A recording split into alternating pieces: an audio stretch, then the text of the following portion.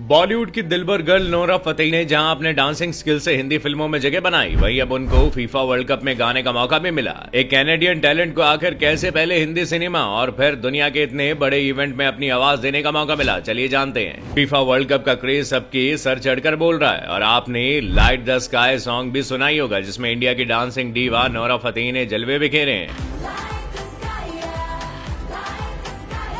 Qatar में हो रहे इस ग्रैंड इवेंट में नोरा फतेही ने इंडिया को रिप्रेजेंट किया। जब फीफा का थीम सॉन्ग रिलीज हुआ तो उसमें नोरा को देखना सबके लिए एक प्राउड मोमेंट था। नोरा को यह मौका इसलिए मिल पाया क्योंकि उन्होंने इंडियन एंटरटेनमेंट इंडस्ट्री में खुद की मेहनत से अपनी एक पहचान बनाई है। नोरा का नाम आते ही सबके दिमाग में बेली डांस के परफेक्ट मूव्स घूमने लगते हैं। नोरा ने बॉलीवुड फिल्मों के आइटम नंबर्स का चेहरा बदल कर रख दिया, ये बात तो जग जाहिर है। और आज उनके लिए दीवानगी इस हद तक है कि हर अगली फिल्म में उनका एक गाना नहीं तो कैमियो जरूर होता है। नशा तेरी अखां विचों आवे मैनू।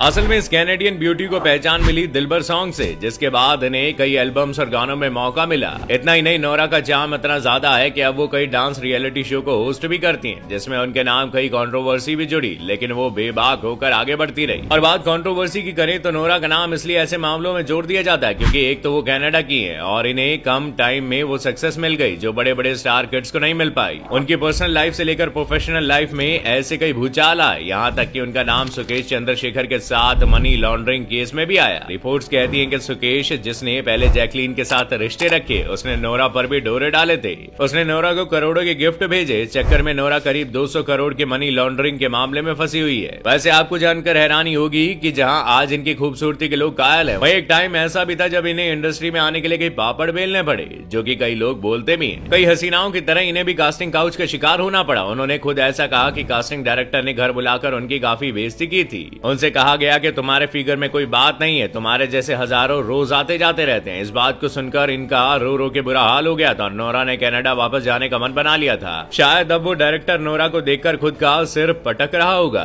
जब नोरा ने अपना मन बना लिया कि वो अपना सपना पूरा करके ही रहेंगी, तो इन्हें बिग बॉस में भी मौका मिला, जहां उनका नाम प्रिंस नरोला के साथ जुड़ा। इनकी लव लाइफ शुरुआत से ही कंट्रोवर्सी से भरी रही। बाद में इनका दिल बॉलीवुड के टैलेंटेड एक्टर अंगद बेदी ने तोड़ दिया। नोरा अंगद के प्यार में थी, लेकिन वो उन्हें चीट कर रहे थे। आपको जानकर हैरानी होगी कि अंगद ने एक टाइम पर ही नेहा धूपिया और नोरा फतेही दोनों को डेट किया था और सच सामने आने पर उनका रिश्ता टूट गया। फिर जब नेहा धूपिया प्रेग्नेंट हो गई तो अंगद को नेहा से मजबूरन शादी भी करनी पड़ी। आपको बता दें कि आज हिंदी सिनेमा पर छाई हुई नोरा ने तेलुगु और मलयालम फिल्मों में भी काम किया। इसका फायदा उन्हें कुछ यूं मिला कि जब उन्होंने ब्लॉकबस्टर फिल्म बाहुबली में मनोहरी गाना किया तो इनकी किस्मत ही बदल गई। ये एक आइटम सॉन्ग था जो जबरदस्त हिट हुआ था और इसके बाद नोरा को फिल्म इंडस्ट्री ने हाथों हाथ ले लिया। शायद आप इस गाने में नोरा को बिल्कुल पहचान ही नहीं पाए। इस फिल्म का एक किस्सा भी फेमस है कि इनके साथ इसी सेट पर बदतमीजी हुई थी और यही से इन्होंने अपना बड़ा नाम बनाने का फैसला किया था। नोरा को जितने लोग प्यार करते हैं उतने ही लोग उनको ट्रोल भी करने में लग जाते हैं। जैसे जब नोरा ने फीफा वर्ल्ड कप में इंडिया को रिप्रेजेंट किया तो लोगों ने ऐसा कह डाला कि नोरा तो इंडियन है ही नहीं, तो इसमें खुश होने जैसा क्या है। वेल, लोगों की ये बात एक हद तक ठीक भी है, पर ये बात भी आप जान लीजिए कि नोरा भले ही कनाडा की रहने वाली है और उनकी माँ के रूट्स इंडिया से जुड़े हुए हैं, तो कहीं ना कहीं नोरा का भी हिंदुस्तान से रिश्ता है ही।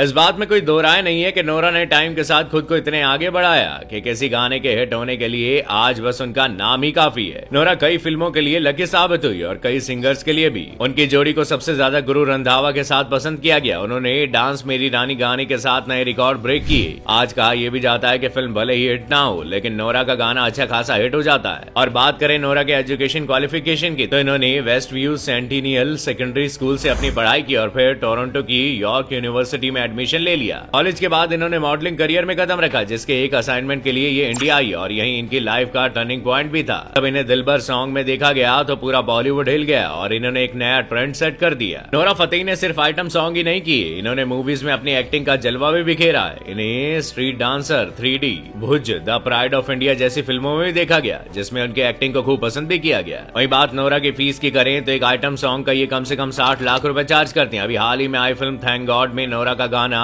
मनी के काफी बड़ा हिट था। इसके लिए उन्होंने 1.5 करोड़ रुपए चार्ज किए थे। वहीं ब्रांड से नोरा 5 लाख रुपए एक सोशल मीडिया पोस्ट करने के लिए लेती है। रियलिटी शो जज करने के लिए उनकी एक एपिसोड की फीस भी 5 से 6 लाख रुपए होती है। और भाई हो भी क्यों ना, आखिर इनकी डिमांड ही इतनी ज्यादा है। नोरा फतेही जो कभी 5,000 रुपए लेकर इंडिया आई थी, आज करोड़ों की मालकिन है और किसी रानी की तरह जिंदगी जीती है। ये सब इन्होंने अपनी मेहनत से पाया। नोरा इस समय मुंबई के वर्ली में रहती है, जो एक पॉश लोकेशन है, और अब इनके पास खुद का घर भी है। नोरा के पास BMW 520D कार है, जिसकी कीमत 62 लाख रुपए है। इसके साथ ही इनके पास मर्सिडीज बेंज CLA 200D है, जो करीब 37 लाख रुपए की है। नोरा फतेही को महंगे बैग्स का भी खूब शौक है। आज इनके पास पैसे की कोई कमी भी नहीं है। इनके पास इतने महंगे बैग है जितना कोई साल भर का पैकेज नहीं होता। इनके पास लुई विटॉन कंपनी का हैंड बैग है, जिसकी कीमत 1.20 लाख रुपए। इनके पास फेंडी का भी हैंड बैग है, जो करीब 2 लाख रुपए का है।